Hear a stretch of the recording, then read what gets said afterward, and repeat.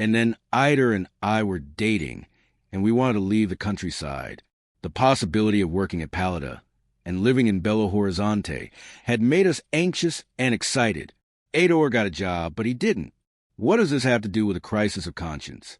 It was because he broke off the relationship to seize the opportunity. Clarice laughed. It would be years later.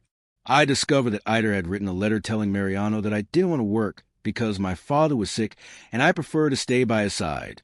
Does that mean he harmed you? If we go back to that time, I would say yes, but this is very serious. Are you sure he wrote this letter? Who told you this?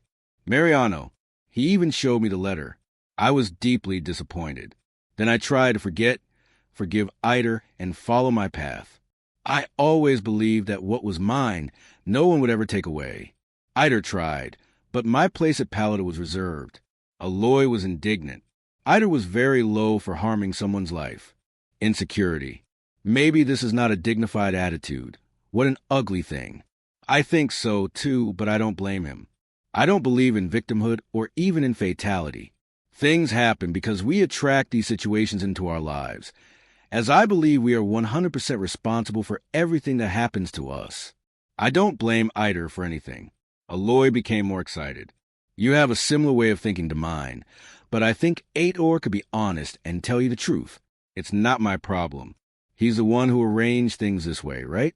So he'll receive the same. Life doesn't fail. It has immutable and fair laws. If we have the intention to improve and even help someone, we will receive improvements in our lives and help from others. If we do the opposite, we will receive in the same coin. I'm amazed. It's hard to find people who think like me. Aloy hesitated a bit and then cautiously asked, would you like to participate in a spiritualist session at my uncle's house next Sunday? I would love to, Clarice exclaimed. That's what I needed. I would look for a center to study or work. I need spirituality as much as money or air to breathe. It's vital to me, so it's settled. I'm waiting for confirmation from Maria Helena and her brother Myrna, the one you met at the World Cup, too. It's great. I'm going, and speaking of Maria Elena's brother, where is he? I'm curious to meet him. Mario has been coming to the company more often, but problems have arisen. His parents are separating, and he's supporting his mother. Let's have lunch. Rubinho is waiting for us in the cafeteria. He's crazy with curiosity about his relationship with Heitor. I don't have much to say. It's okay. Rubinho loves any kind of story. Come on, Clarice laughed. You're impossible. As soon as I arrive, I have to talk about my private life. This seems like country stuff. It's good to be a country bumpkin for a while. Enum, when they both burst out laughing and arrive in a good mood at the cafeteria. Chapter 14. Heitor left a report on Rubens' desk and went to mine. Come on, I'm tired. I gave a lot of blood. I can't go with you to this company today. I need to finish these letters. Are you doing work for others? Clarice had to go to a meeting outside the company with Dr. Brandeo. He asked me to kindly type these letters. I like that. 15 more minutes, and I'll be free. You idiot. You're going to be doing work for this woman now. She's bossing everyone around. Who does she think she is? The girl barely arrived. She started today. You know her from the past. Why are you so angry? I don't feel anything for this woman. You heard nothing, but I think you're being a wimp. They don't recognize employees who dedicate themselves. Look at my case. I've always been dedicated, and I've never been able to leave my position as assistant. In fact, it was through hardship that I got here. I'm not content with this either. I want more. That's why I dedicate myself. There's no need. When we get married, you'll leave everything and take care of our house. Heitor, we already live together. Why get married? For me, there has to be paperwork and all that nonsense. If we love each other, what's the need for paperwork? I want things the way they've always been. Church, priest, party, everything. Next year, we'll get married. Next year, because yes, well, I'm going. By the rings will be new. Myrna felt something strange in the air. She noticed Heitor's manner as he spoke. His broad gestures and heavy breathing didn't seem natural. There was no feeling in what he had said. She was intrigued. Could he be doing that to tease Clarice? Suddenly, Mina felt as if a bolt of lightning had struck her head. He wants to use me to provoke Clarice. How foolish, insensitive, and mature is he? How could I get involved with such an unscrupulous man? She thought, what happened? Why did she become speechless? Nothing. I'm losing concentration. I need to finish the letters.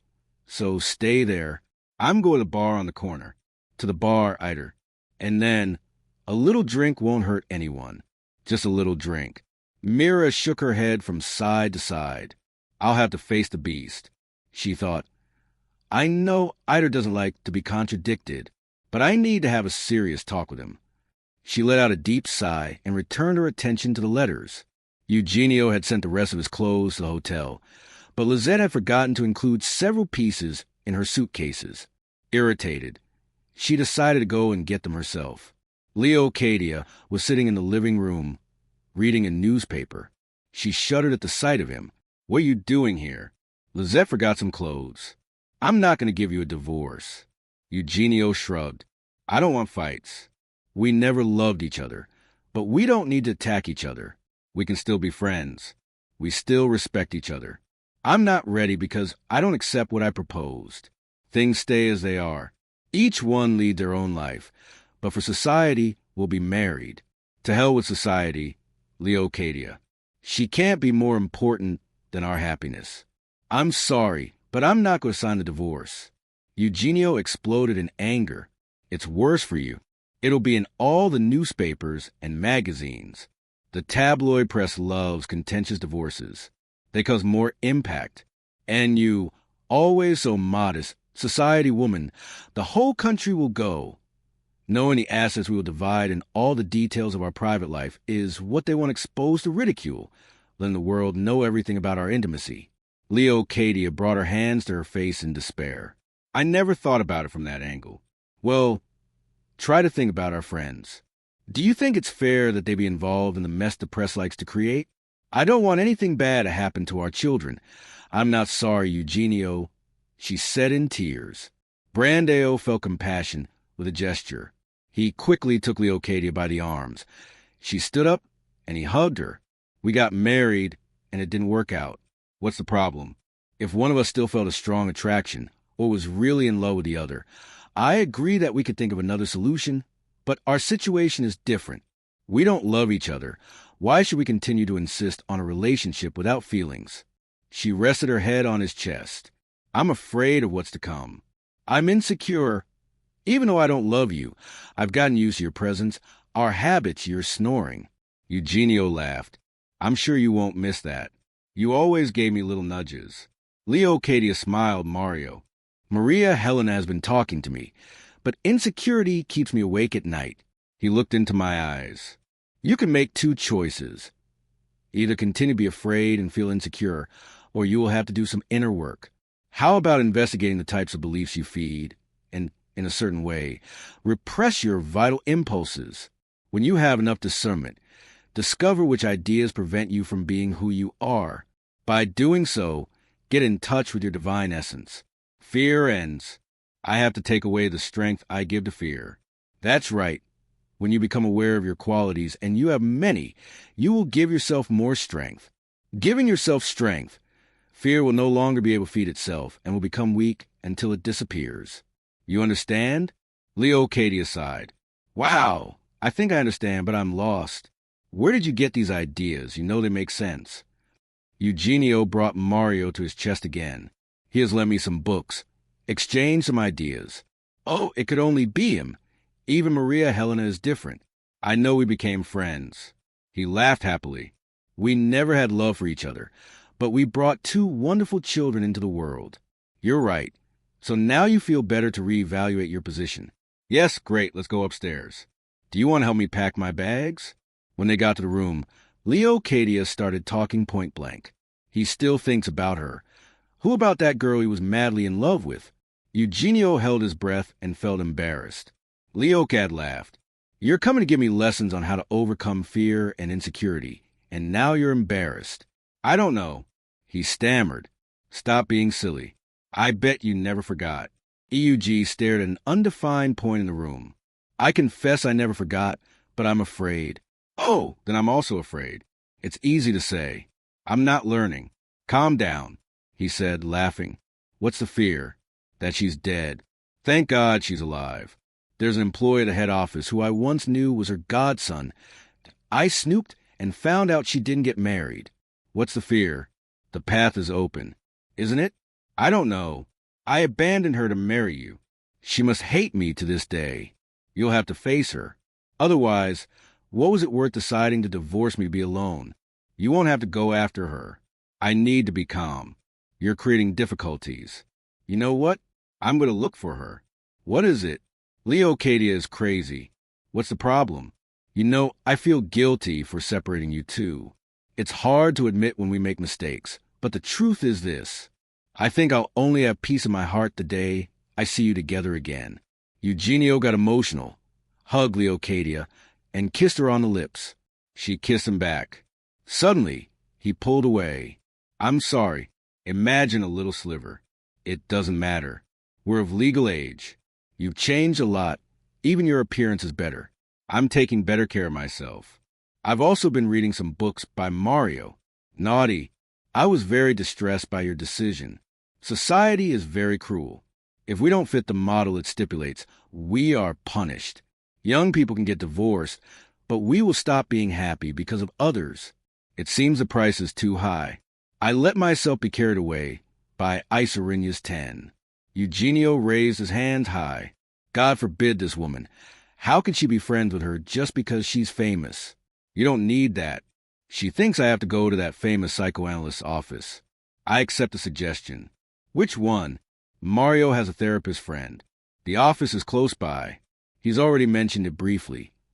But could this therapist help me? Demo has a solid humanistic background. He lived for many years in India and then perfected his skills in California. I can try. Let's do this. I think we both need therapy. How about we make an appointment with him and try it out? I don't think it's an idea. Leo went to the closet and took some of Eugenio's clothes. I don't think it's fair for you to leave the house like that.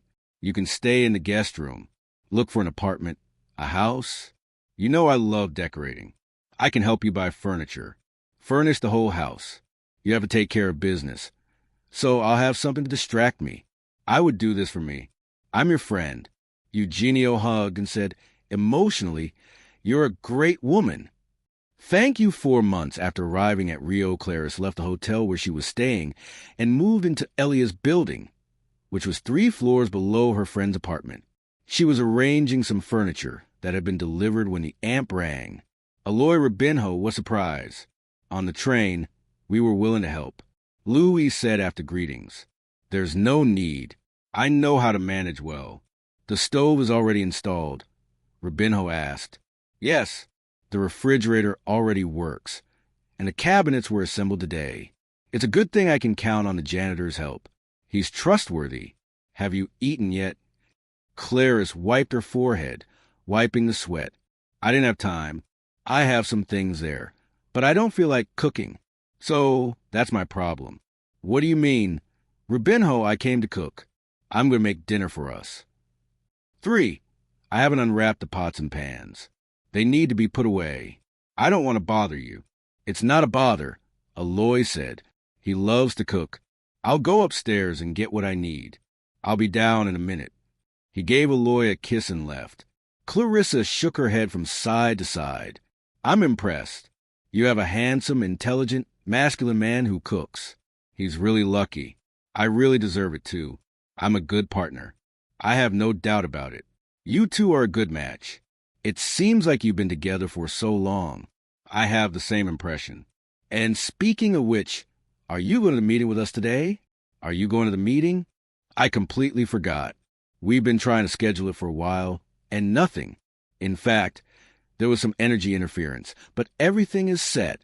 Maria, Helena, and Mara will go, and I'm just waiting for Mina's confirmation while Rubinho prepares dinner. I'm going to take a shower.